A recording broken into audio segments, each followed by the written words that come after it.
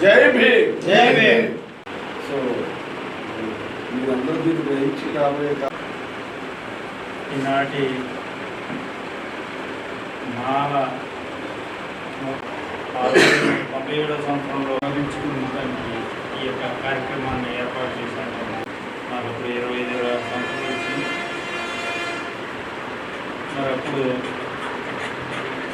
ఎస్సీలు విడదీసేటటువంటి ఈ పనిని మరి మాలందరూ ముక్తకంఠంతో ఆ రోజున మేము ఏకమయ్యి ఒకరికొకరు కలిసి ఏలూరు నుంచి చాలామంది తీసుకొచ్చారు.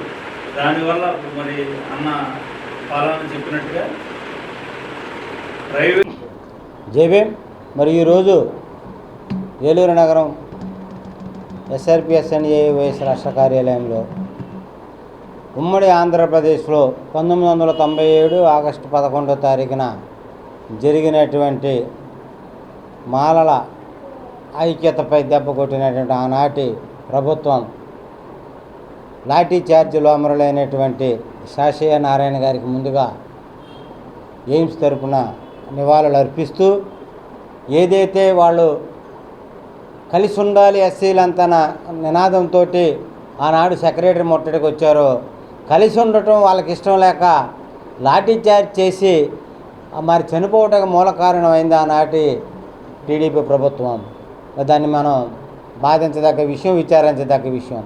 సో బాబాసాహెబ్ అంబేద్కర్ ఆలోచనతోటి ఏదైతే వాళ్ళందరూ కూడా ఎస్సీలందరూ ఐక్యంగా ఉండాలని చెప్పి మరి రాజ్యాంగబద్ధంగా వాళ్ళందరినీ ఏకతాటి మీదకి తీసుకొస్తే వీళ్ళు ఐక్యంగా ఉంటే రాబోయే కాలంలో మన రాజకీయ ఉనికిని కోల్పోతామనే దురుద్దేశంతో వాళ్ళకి వీళ్ళని విడగొట్టేననే నినాదంతో మరి ఆనాడు అన్ని రాజకీయ కాంక్ష ఉన్నటువంటి అన్ని కులాల వారు, ఒక కమ్మే కాదు, ఒక కాపే కాదు, ఒక రెడ్డే కాదు, ఒక వెలమే కాదు, అతి తక్కువ జనాభా కలిగినటువంటి వాళ్ళు ఎవరైతే రాజ్యాధికార కాంక్ష ఉందో వాళ్ళు అత్యధిక జనాభా కలిగినటువంటి ఎస్సీలో ఉన్నటువంటి మాలామాదిగల్ని వీళ్ళు దూరంగా ఉంచినట్లయితే వెళ్ళకాలం మనం రాజ్యాధికార సీట్లో కూర్చోవచ్చు అని ఒక ఆలోచనతోటి ఈ రిజర్వేషన్ అనే స్విచ్ పెట్టి మాలల్లో 2 అమరవీరులు అవడానికి మూలకారకులు అయినటువంటి చరిత్ర మనకు చెప్తుంది. అందుకే బాబాసాహెబ్ అంబేద్కర్ చెప్పాడు, చరిత్ర మరిచిన వాడు తిరిగి చరిత్ర సృష్టించలేరని. కాబట్టి మన వాళ్ళందరూ కూడా మాల సోదరులే కాకుండా మాదిగ సోదరులు అందరూ కూడా బాబాసాహెబ్ అంబేద్కర్ చెప్పినటువంటి hour ultimate goal is rule in India, మన అంతిమ ధ్యేయం రాజ్యాధికారం. మరి రాజ్యాధికారం రాని జాతి అంతరించిపోద్దని చెప్పి బాబాసాహెబ్ అంబేద్కర్ చెప్పారు. మరి కాబట్టి మనం అంతా కూడా అత్యధిక జనాభా కలిగినటువంటి ఆంధ్రప్రదేశ్లో మన ఓటు మనకే వేసుకుంటే నిరంతరమైనటువంటి ఆ సీటు మనదవుద్ది. ఆ విషయాన్ని ప్రతి సోదరుడు మరి గ్రహించుకోవాలి. మనం ఒకళ్ళకి ఓటు వేయడానికే పుట్టినట్టుగా మన వాళ్ళందరూ కూడా పోటీ పడుతున్నారు. అయ్యా బాబాసాహెబ్ అంబేద్కర్ నీకు ఓటు ఇచ్చింది రాజ్యాంగంలో ఆర్టికల్ 26 ప్రకారం నీకు ఓటు ఇచ్చింది, నువ్వు పాలితుడిగా కాదురా బాబు, పాలకుడిగా అవ్వమని చెప్పి నువ్వేమో పాలితుడిగా అవుతావు పోటీ పడుతున్నావు. ఇది చాలా బాధాకరం, విచారించదగ్గ విషయం. బాబాసాహెబ్ అంబేద్కర్ ఆలోచన మనం ముందుకు తీసుకెళ్ళాలంటే ఓటు విలువను పెంచాలి. ఈ దేశంలో కూటుకు లేనివాడికైనా కోటీశ్వరుడికైనా అదే ఓటు. మరి కాబట్టి అందుకే నేడు ఏదైతే భారతదేశంలో ఇండియా కూటమి ఉందో ఏం బట్టి తిరుగుతున్నారండి? రాజ్యాంగం పట్టుకొని తిరుగుతున్నారు. ఆ రాజ్యాంగం కల్పించిన హక్కు బాబాసాహెబ్ అంబేద్కర్. ఆ రాజ్యాంగంలో హక్కులు కల్పించిన వ్యక్తి భారతరత్న నవభారత రాజ్యాంగ నిర్మాత బాబాసాహెబ్ అంబేద్కర్. కాబట్టి అతి తక్కువ జనాభా కలిగిన వాళ్ళు రాజ్యాధికారం కోసం పోరాటం చేస్తుంటే అత్యధిక జనాభా కలిగినటువంటి వాళ్ళని చూస్తూ 75 సంవత్సరాలు స్వతంత్రం వచ్చి అన్ని విషయాల్లో అన్ని హక్కులున్నా మనం ఇంకా పాలితులుగానే ఉండం. మారాలి పాలకులుగా మారాలనే నినాదంతో ఎయిమ్స్ పనిచేద్దే. మరి కాబట్టి మన వాళ్ళందరూ కూడా ఈ ఆలోచనని పునిగిపుచ్చుకొని మరి రాబోయే కాలంలో రాజ్యాధికారం కోసం బాబాసాహెబ్ అంబేద్కర్ చెప్పిన విధంగా hour ultimate goal is rule in India, మన అంతిమ ధ్యేయం రాజ్యాధికారమే. రాజ్యాధికారిక రాని జాతి అంతరించిపోద్దని చెప్పారు. కాబట్టి మనం అంతరించిపోకుండా ఉండాలంటే ఈ రాష్ట్రంలో అత్యధిక జనాభా కలిగిన మాలలో మన సోదరులైనటువంటి మాదిగులు ఐక్యంగా ఉన్నట్లయితే మరి రాబోయే కాలంలో రాజ్యాధికారానికి దగ్గరలోనే మనమే ఉంటామని ఈ సంగతి తెలియజేస్తూ మరొక్కసారి నారాయణ గారికి, శాషయ్య గారికి, మరి ఆనాడు అమరులు అయినటువంటి వాళ్ళిద్దరు కూడా మరొకసారి మరి జైభీములు తెలియజేస్తూ అమరహే శాషయ్య నారాయణ గారిలో జై భీమ్. 1997 ఆగస్టు 11వ తారీఖున హైదరాబాదులో మాల మహానాడు ఇచ్చినటువంటి పిలుపు మేరకు చెలో సెక్రటరియేట్ ముట్టడి అనేటువంటి దాన్ని చేయటానికి రాష్ట్రంలో శ్రీకాకుళం నుంచి నెల్లూరు, రాయలసీమ మొత్తంగా ఉన్నటువంటి మాలలు మహోజ్వలంగా కదిలి ఒక ఉద్యమాన్ని అక్కడ నిర్మించారు. దాన్ని అణగదొక్కటానికి ఆనాటి ప్రభుత్వం మరి గుర్రాల చేత తొక్కించి మరి లాఠీచార్జ్ చేసి బాష్పవాయువు ప్రయోగించి ముళ్ళ కంచెలతో దాన్ని నిర్బంధించారు. ఆనాటి ఆ దమనకాండలో ఇద్దరు మాల వీరులు, మాల యోధులు అమరవీరులయ్యారు. ఒకడు గోపతోటి నారాయణ, మరొకరు పాణంగి శాషయ్య. ముందుగా వారిద్దరికి మాల జాతి మొత్తం వారికి ఘనమైనటువంటి నివాళి అర్పిస్తున్నాం ఆల్ ఇండియా మాల సంఘం తరపున. మరి ఈరోజు మరి దాన్ని స్మరించుకుంటూ మాలలో మళ్ళీ ఒక తాటి మీదకి రావాలి. మాల మహానాడు ఉద్యమాన్ని ఆ రోజున ఏ విధంగా అయితే మరి స్వర్గీయ పివి రావు గారు అనేటువంటి వారు, అదేవిధంగా కేబీఆర్ అంబేద్కర్ అన్న వీళ్ళందరూ ఏ విధంగా అయితే నిర్మించారో మళ్ళీ దాన్ని పునర్నించుకోవాల్సినటువంటి ఆవశ్యకత ఉంది.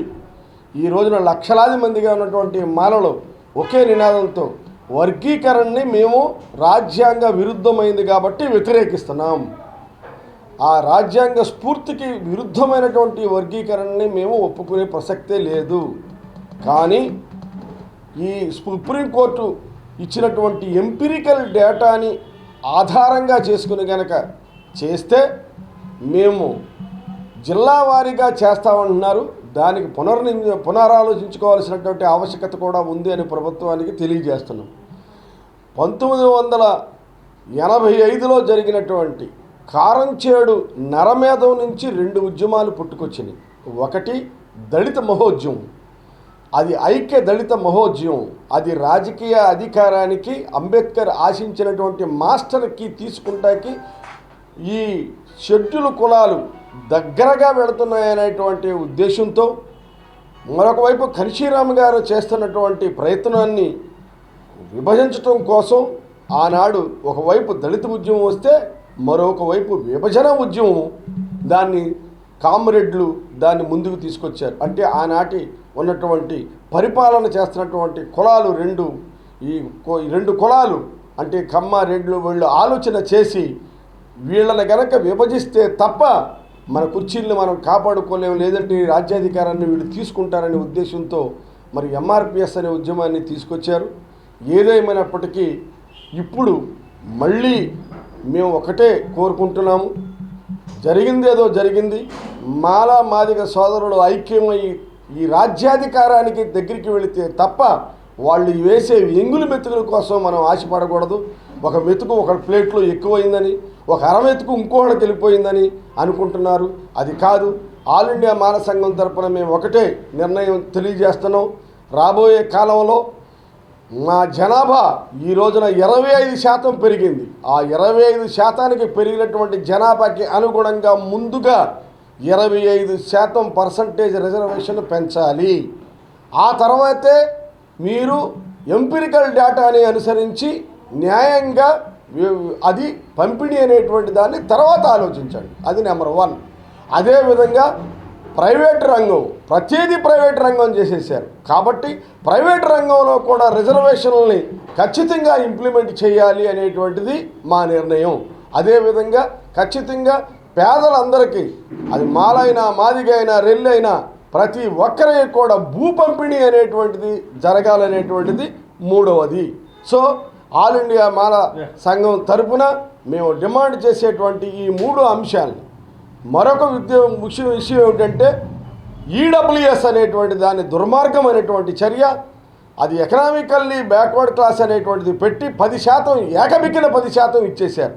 ఈ రోజున ఒక మాదిగ సోదరుడికి 69%, ఒక మాల సోదరుడికి ఒక 70%, ఒక ఈడబ్ల్యూఎస్ వాడికి 60% వస్తే ఈ 60% మార్కులు సంపాదించినటువంటి ఈడబ్ల్యూఎస్ వాడికి సీట్ వస్తుంది. కానీ 69-70% సంపాదించినటువంటి మానవాదికులకి వాటిల్లో సీట్లు కానీ ఉద్యోగాలు కానీ రావట్లేదు. ఇది ఈ మధ్య కాలంలోనే మీరు కావాలంటే నీట్ ఎగ్జామ్లో కానీ మిగతా వాటిలో కానీ మీరు తెలుసుకోవచ్చు ఖచ్చితంగా. కాబట్టి ఈడబ్ల్యూఎస్ రిజర్వేషన్లు కూడా రద్దు చేయాలి, ప్రైవేట్ రంగంలో రిజర్వేషన్లని పెంచాలి. అదేవిధంగా జనాభా నిష్పత్తికి అనుసారంగా ఇప్పుడున్నటువంటి ఎంపిరికల్ డేటా తీసుకుని దాని అనుసారంగా ముందుగా రిజర్వేషన్ల శాతాన్ని పెంచాలని తెలియజేస్తూ రాబోయే కాలంలో అందరూ ఒక రాజకీయ శక్తిగా ముందుకొచ్చి అంబేద్కర్ ఆశించినటువంటి ఆ రాజ్యాధికారాన్ని దగ్గరగా చేజేర్చుకుంటారని, దీనికి మాదిగ సోదరులు, మిగతా సోదరులు, బహుజనులు అందరూ కలిసి ఒక తాటి మీదకి రావాలని కోరుకుంటూ